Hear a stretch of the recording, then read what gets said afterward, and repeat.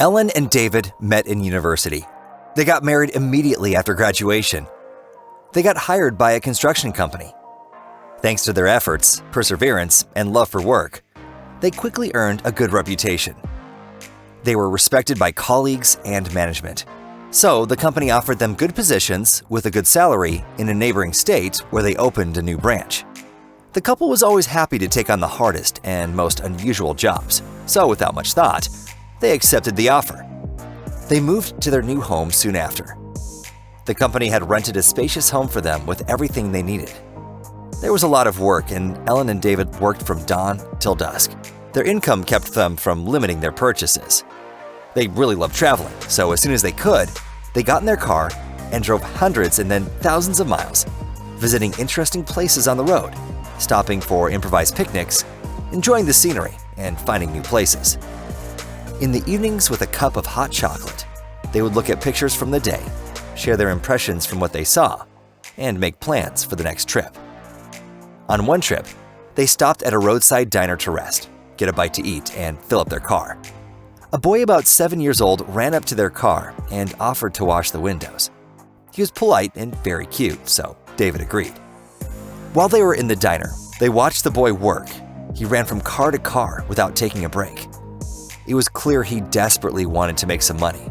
Ellen noticed how he would glance at the diners in the restaurant. More accurately, what was on their plate. So while counting out how much he owed the boy, David asked his name. "Tony," he answered shyly. "Would you like some ice cream, Tony?" Ellen asked. He lowered his eyes without answering. "Look, we still have time, and we would like to buy you one if you want it." It was clear Tony was upset. He didn't know what to say, but couldn't refuse. They took the boy and went with him to the best spot they could find in the diner. David ordered the boy a good amount of food, and some ice cream too, of course. Looking at how quickly the boy devoured the food, Ellen began to tear up. They weren't wrong. He was hungry. After eating every last bite, Tony took a breath as if he could finally relax. "Tony, how old are you?" Ellen asked. 8, he answered before seemingly inhaling the ice cream. "And where are your parents?" Ellen continued. He stopped eating and lowered his eyes. The couple looked at each other. "Did something happen?" David asked worriedly. "You'll give me to the police," Tony answered shyly. "What? What do you mean?" "Don't be scared. Tell us," Ellen said, not giving up. The boy looked at him. It was like he was looking into their souls. This young, shy boy had a hard life. Ellen and David learned that Tony's mother had problems with alcohol and drugs. They live on welfare that his mother spends on her addictions. The money dries up quickly, and there's often nothing to eat. Sometimes the neighbors feed Tony. One day, the sheriff threatened his mother that they'd call social services if she didn't get it together. But that only worked for a couple days. Then everything went back to normal. When this diner opened, Tony started running to it every day, hoping someone would treat him to some food. Then he started offering to wash cars to earn some money for food. Recently, living at home had become unbearable. Tony had a new stepfather who often beat him and his mother. Tony stayed at work late to sleep in the diner. It had a storeroom where he was allowed to sleep sometimes. One day, when he got home, Tony learned that his mother was dead. He was sure his stepfather did it, but the police blamed everything on the drugs and said it was solved.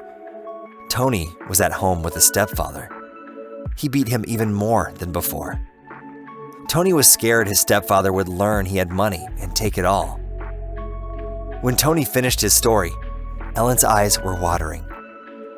"Tony, do you go to school?" David asked, already knowing the answer. "No, I don't have the clothes or things for it. My money is only enough for food." David and Ellen told Tony they had to leave now, but they would be back again in a month and would bring him clothes and everything he needs for school. Tony was delighted, and he said he would eagerly wait for them. They left him some money and left. They drove in silence, each deep in thought.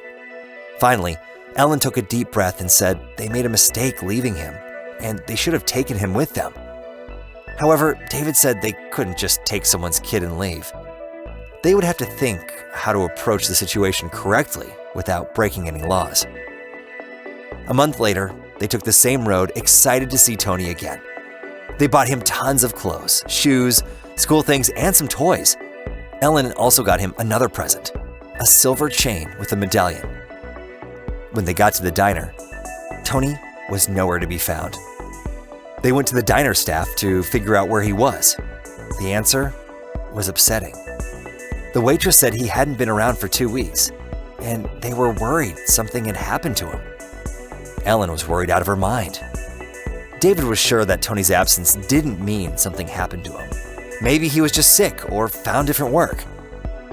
They left all the presents they brought at the diner, asking the workers to give them to Tony when he came back. Ellen and David were tortured by not knowing what happened to Tony and felt guilty for not taking him with them a month prior. 10 years later. Over that time, Ellen and David had 2 sons. They didn't travel as much now, and if they could, they took a plane or train.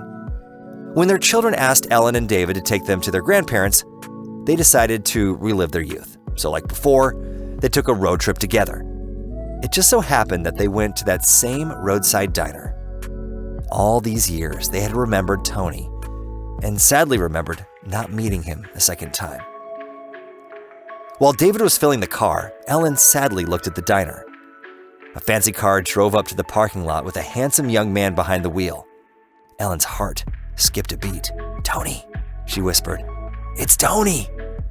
David told Ellen she was mistaken, that it was impossible. But Ellen walked up to him quickly. "Tony!" she shouted. The young man looked around and began to smile. It was him, and he immediately recognized her. Ellen ran to hug the grown young man with all her might. David ran up to join the happy hug for such an unexpected but desired meeting.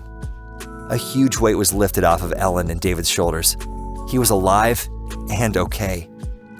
"Now, it's my turn to buy you food," Tony said. While sitting at the table, Tony told Ellen and David his story again. After meeting them, Tony went home. His father was drunk again and beat him hard. The neighbors called the police, and Tony was taken to the hospital. The stepfather was sent to prison, and Tony was sent to an orphanage that he quickly ran away from. When he got back to the gas station, he continued to work. He was given all the presents that were left for him. That chain with the medallion became a lucky talisman that he never took off. Tony then unbuttoned his shirt to show the very same medallion on the chain. The diner owner had always treated him well and offered to be Tony's guardian. So the boy found a family. His father was retired now, so Tony was in charge of the diner and gas station. They exchanged phone numbers and agreed to visit each other before saying goodbye. Ellen and David drove in silence. Each was deep in thought. Such a happy meeting left a long-awaited peace and ease on Ellen and David's hearts.